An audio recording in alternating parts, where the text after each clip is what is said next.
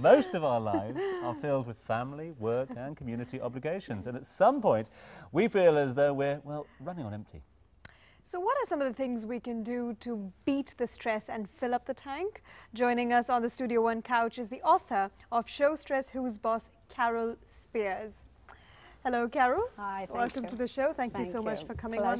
You're here to address a huge issue which is part and parcel of everyone's life, especially at workplace. Now, you being an expert in stress management, how important is it to address this issue, especially at workplace? Fundamentally important. Work stress is getting more difficult to manage. There are increased expectations on ourselves. There's living with uncertainty. There's doing too much work or doing too little work. We're trying to balance our home and our work lives. And it is a very, very stressful place. People are spending 24/7 on their mobile phones. No one's switching off in their lives. You talk about being on empty. We think about our cars and we fill them up. But the question is, do we actually fill up our bodies in the same way? So many people nowadays use the term, you know, you bump into them in the street, you meet them at home, how are you? I'm stressed. Is it an overused and as such underappreciated term at the moment? It is. I mean, even if you're fed up for the day, you say, gosh, I'm so stressed out. Instead of, I had a busy day, I'm so stressed. And it's not necessarily what they're experiencing. Stress is actually too much pressure. Right. So a lot of people don't actually even know what stress is. They think that stress is good for them, which it's not.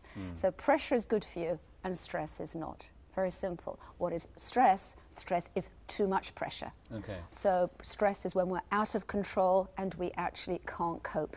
That's what stress is. And there are warning signs there. The warning lights are on our dashboards. The question is actually whether do we listen to those warning signs or do we actually think they're going to go away? Yeah. Now, when it comes to stress, I believe that we all have our little individual ways of tackling it. But I'm sure that there are people who go terribly wrong with it as well. So what, according to you, are certain mistakes we make when it comes to tackling stress?